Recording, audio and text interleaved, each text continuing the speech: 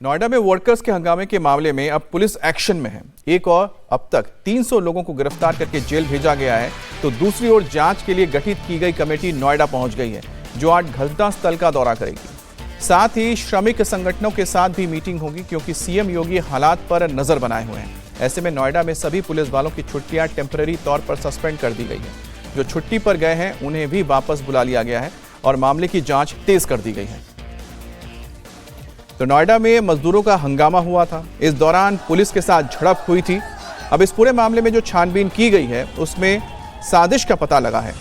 कई गाड़ियों को फूंक दिया गया था और नोएडा के फेज 2 में यह हंगामा हुआ था।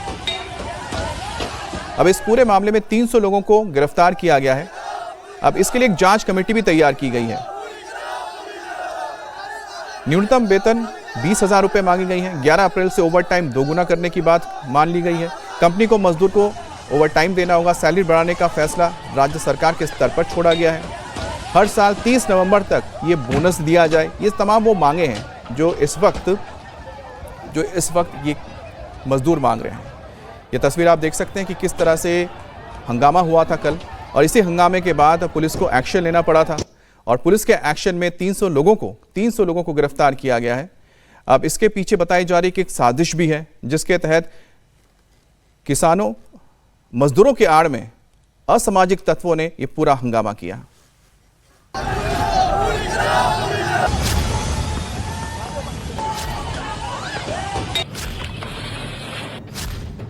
दिल्ली से सटे नोएडा में जो हिंसक प्रदर्शन हुआ, क्या वो एक सोची समझी साजिश थी?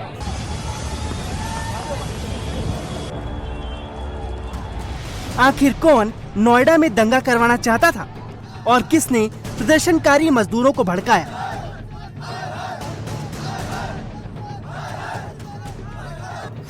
अब एक एक सवाल का जवाब ढूंढा जा रहा है।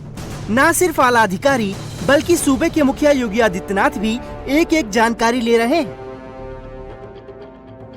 घटना की जांच के लिए बनाई गई स्पेशल कमेटी नोएडा पहुंच चुकी है। जितने पुलिसकर्मी छुट्टी पर गए थे उन्हें तत्काल ड्यूटी ज्वाइन करने का फरमान सुना दिया गया है। यानी कुल मिलाकर सरकार से लेकर प्रशासन तक सब फुल एक्शन मोड में है। दरअसल नोएडा में हजारों कर्मचारी पिछले 3 दिनों से अपनी मांगों को लेकर हड़ताल कर रहे थे, लेकिन हिंसा की शुरुआत सोमवार सुबह करीब 10 बजे हुई और इस बवाल का हॉटस्पॉट बनी नोएडा की मदरसन कंपनी, जहां करीब 500 कर्मचारी धरने पर जुटे थे। धीरे धीरे इनकी संख्या बढ़कर 1000 हो गई और सुनवाई न होने से नाराज कर्मचारियों का गुस्सा फूटा तो जबरदस्त बवाल शुरू हो गया। गुस्साई भीड़ ने गाड़ियों में आग लगा दी, ईंट पत्थर चलाए गए, पुलिस की गाड़ियों को भी नुकसान पहुंचाया गया। हालांकि हालात बिगड़े तो जिले के कई थानों की फोर्स मौके पर पहुंची। भीड़ को कंट्रोल करने के लिए आंसू गैस के गोले दागे गए और फिर हल्का बल प्रयोग कर भीड़ को तितर बितर किया गया। 83 जगहों पर 42,000 श्रमिक अपनी मांगों को लेकर सड़कों पर उतरे थे। अलग अलग इलाकों में 50 से ज्यादा फैक्ट्रियों में पथराव किया गया। 150 से ज्यादा गाड़ियों में तोड़फोड़ की गई और 4 दर्जन से ज्यादा गाड़ियों में आग लगा दी गई। आज पूरे नोएडा में लगभग 83 स्थलों पर 42,000 के करीब लेबर अपनी अपनी मांगों के समर्थन में मांगों की डिमांड लेकर उतरा था, सड़कों पर उतरा था। और इसमें से मात्र 2 जगहों पर हिंसक प्रदर्शन होने के कारण न्यूनतम बल प्रयोग करते हुए कार्रवाई की। कुछ जगहों पर जरूर हम लोगों को दौड़ा के और थोड़ा सा क्राउड डिस्पर्सल करना पड़ा। एक चीज जो इसमें उभर कर आई है कि एक लेबर के जाने के बाद, लेबर अनरेस्ट शांत होने के बाद कुछ इलाकों में, खासकर जो अन्य जनपदों की सीमा से लगे हैं, वहां पे गैर जनपदों से एक जत्था आया और जिसने घूम के माहौल को उत्तेजक और हिंसक बनाने की कोशिश की।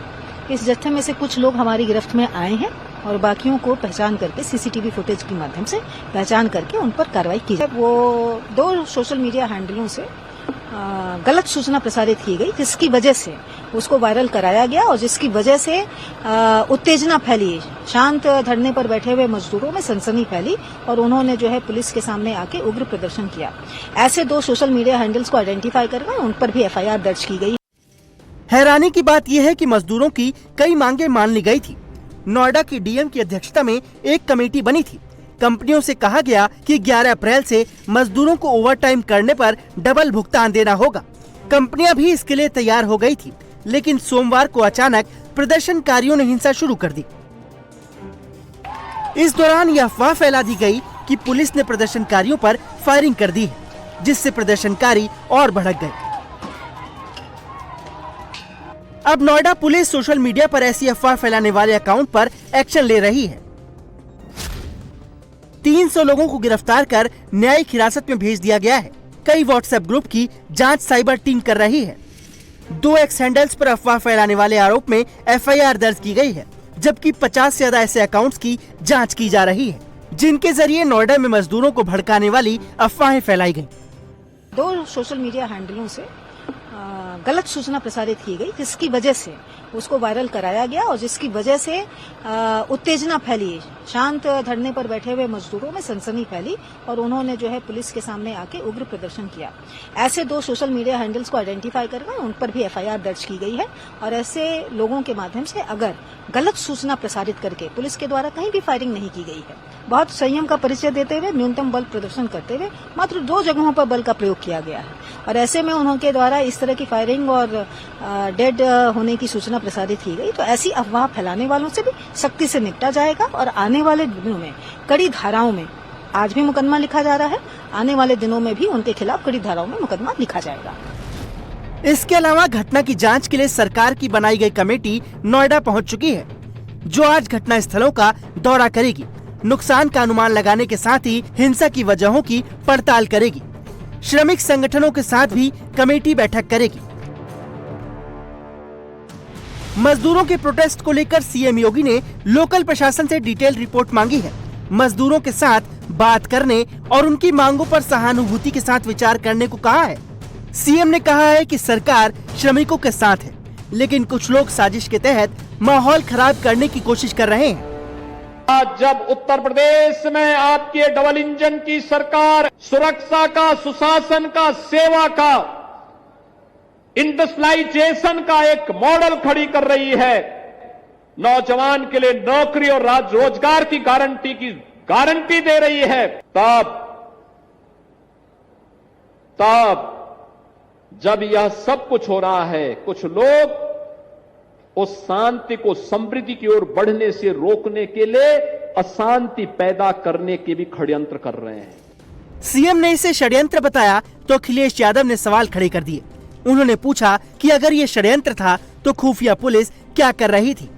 उन्होंने आरोप लगाया कि बीजेपी ने नोएडा को कुछ उद्योगपतियों के हवाले कर दिया है, जो मजदूरों का खून चूस रहे हैं। हाल ही में भारतीय जनता पार्टी उद्योगपतियों के साथ खड़ी दिखाई दे रही है। उन्होंने उद्योगपतियों का एटीएम नोएडा में लगवा दिया और उसका परिणाम ये हुआ कि मजदूरों की अनदेखी हुई। अगर मजदूरों के हक, अधिकार और उनके सम्मान का अगर पड़ोसी राज्य में ज्यादा उनको लाभ मिल रहा होगा, ज्यादा सहूलियत होगी, तो स्वाभाविक है कि मजदूर सड़क पे आएगा। और उसी का परिणाम यह है कि भारतीय जनता पार्टी के गलत फैसले, गलत नीति और कुछ लोगों को, कुछ उद्योगपति, कुछ कारोबारियों को इतना बड़ा बना दें, उसका परिणाम आज आपको देखने को मिला है। पुलिस का दावा है कि नोएडा हिंसा एक सोची समझी साजिश थी। फर्जी हैंडल से अफवाह फैलाई गई और लोगों को भड़काया गया। ऐसे में देखना होगा कि इस षड्यंत्र के तार किससे जुड़ते हैं।